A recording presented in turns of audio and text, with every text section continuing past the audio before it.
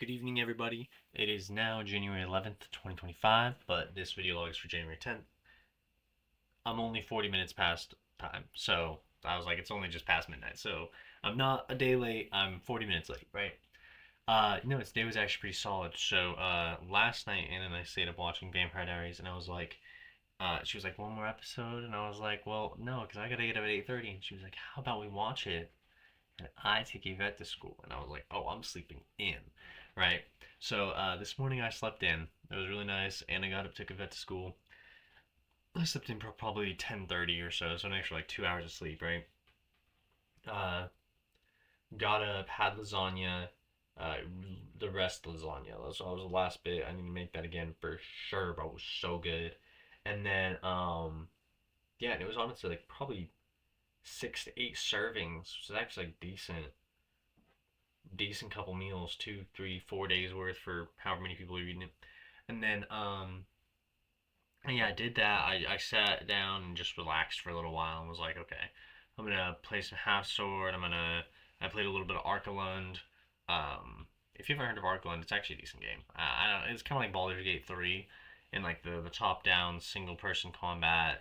Like you have your squad, and then when you interact with someone, it's like three of you or five of you fighting.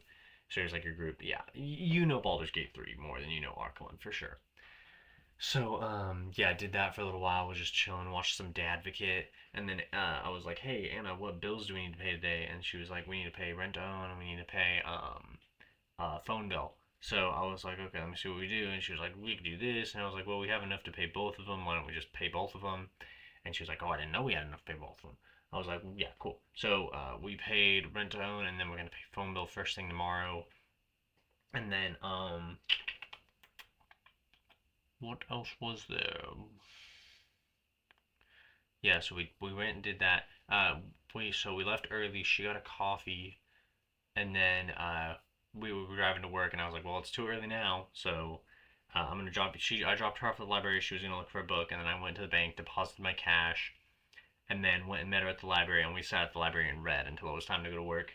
So I went to work. It was Friday today, so it was actually like a decently busy day, honestly, all things considered. Um, It was really nice. Yeah, made some decent money. Wasn't like super busy or anything at any given moment, but I was like on top of it, dude. I was like flying through things. I was doing everything like super fast, super efficiently. I loved it. I love that feeling of just like being in the zone. And then yeah, it was really fun. And I think Anna got a Canton special fried rice and we split that. So good, bro. Like, gosh, food just tastes better when you're not like oversaturating yourself on fast food, right? So that was really good.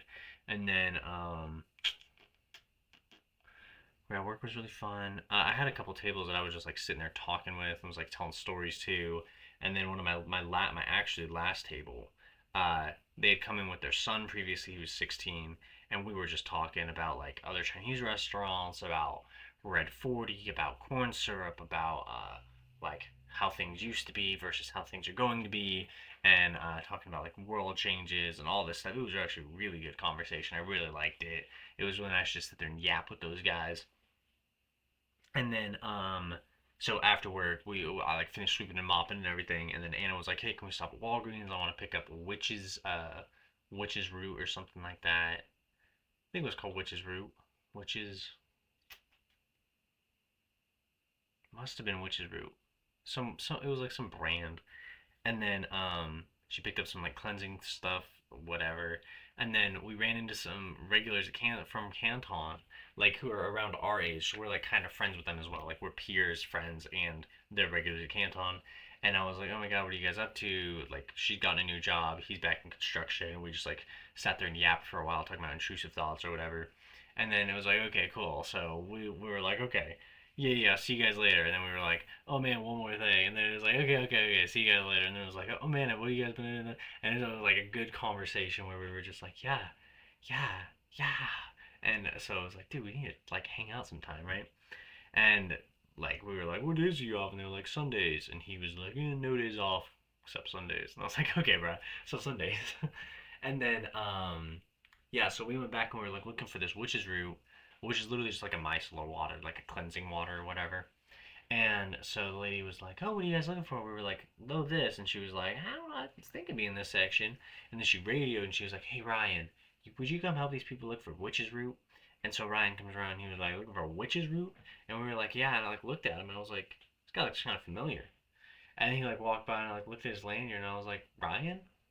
Like Ryan? Like drum major Ryan?" And he was like, "Oh yeah." And so I was actually in band with this guy. So I was in the color guard for my high school, and then he was the drum major my sophomore year. So my friend Josue, who was the drum major the next 2 years, learned everything from Ryan. And so I was like, "Ryan, what? That's crazy." So him and I had like a really good conversation. He's working at Walgreens. He's hoping to get a job at Simplot. Um, his wife is doing like hairstyling now, and I was just like, bro, good to see you, dude. And like we're both married now, which is crazy. And it was just good catching up on life. And the one memory I have of his wife, well, then girlfriend, now wife, is in the, we call it like the set or whatever. In the original like starting set, she was like right in front of me, and so we all started like laying down on the field, and then you'd like get up and start walking around, right? So color guard like did their little thing on the ground, like we did like a dance on the ground first, while all the band's walking around. Gosh, my nose is so itchy, dude. While the band is walking around, the color guard's like still on the ground, and every time she would walk by and like glance back at me and like hit me with a smile because they're not playing yet.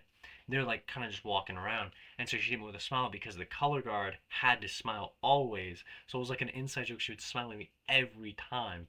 And I was like, that's really cool, bro. Because she was a senior who I like looked up to. And I was just some sophomore boy who was unflexible and learning dance.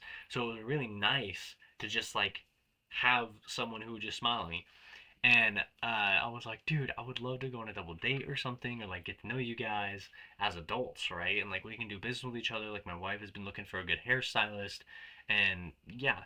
So I was like, that's super, super cool. And then just crazy to see him. And then I bought like a thing of ice cream because I was like, ice cream. And I grabbed the ice cream before I talked with both of them. So the ice cream was all melted by the time I got home because I was sitting there holding it for 30 minutes while we're talking to these people in the store. And I was just like, I wanted to eat that, bruh. And so it's in the freezer right now. I'll eat it later. Whatever. But no, really good to see everyone. Really, gosh, I love that I know people. It's so nice to like be able to get your social meter up and just talk with people, dude. It's great. And I like we were checking out and I like thankfully I was like, thanks for calling Ryan, dude. I have not seen that guy in so long. It's just good to know people are still alive and just like living their own lives and happy and all those good things. So that was pretty cool. Um, is that all I did today? I think that's everything. I think that encompasses the entire day. It's been a great day, y'all.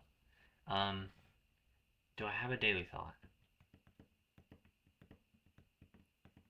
Daily thought, and I might have shared this in a previous video, is I think we live in a day and age where I do think I share this daily thought, but it's more prevalent now than ever, and it's becoming more and more prevalent. So if I talk about this 1,000 times, I'm sorry. We live in a day and age where you can contact any person anywhere at any time if you so desire, and it makes it even harder to contact people because we get this kind of like social anxiety of not wanting to interrupt their day, not wanting to take away their time, not wanting to bother them. Like we always think, oh, bother. But when your friends reach out to you and you're just like, dude, good to see you, right? And you can sit there and have like a 10, 15-minute conversation. And it's all positive vibes and love. And then you fall in a hard time and you're like, I don't really want to reach out and bother them. Or you want to like check up on them and see how they're doing, but you're like, I don't know. Like we just talked recently. Like I don't really want to reach out and bother them, right? And I feel like my generation specifically is just so like disconnected from one another. Even though we have the potential to be incredibly connected, it's so easy for us to choose disconnection because it's convenient. Like the convenience of being able to contact each other causes a paradox of us not contacting each other at all. And it's crazy because I can sit here and know that I have been reached out to like literally I could count it on one hand how many people have called me of my friends to like reach out and talk to and get to and, like, how have you been, bro? Give me some updates. So I know that everyone is experiencing the same thing because they have my phone number. Like, they could reach out to me at any time and just be like, dude, how are you? Like, how are things? And it's not that they don't care. If we met out in public, it'd be all love, all positive vibes. How are you? Give me an update. But because we have the opportunity to always make that connection, we always choose not to.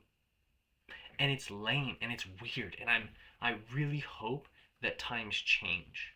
And I really hope that the next coming generation understands that human connection is incredibly important for maturity growth. Like, it really, really is. You have to talk to people. You have to get to know people. You have to connect with people. Or you're never going to grow as a person. So, yeah, I I think that one of the things that's going to have to change in 2025 is my connection with people and reaching out to people and becoming invested in other people's lives equal or greater than I am invested in my own. I hope everyone had a wonderful January 10th, 2025. Happy Friday. Woo. Uh it's not my Friday technically. I work tomorrow. Just picked the scab off my leg and it kind of itches, bruh. I work tomorrow, 12 hours. I'm really excited for it. Probably gonna buy some Jersey Mike's beforehand just because it's the cheapest, dude. And I don't want to sit there and ask them to microwave 3 meals for me while I'm at work. I was just so bad doing that. So that's that. Hope everyone has a wonderful night. Good evening.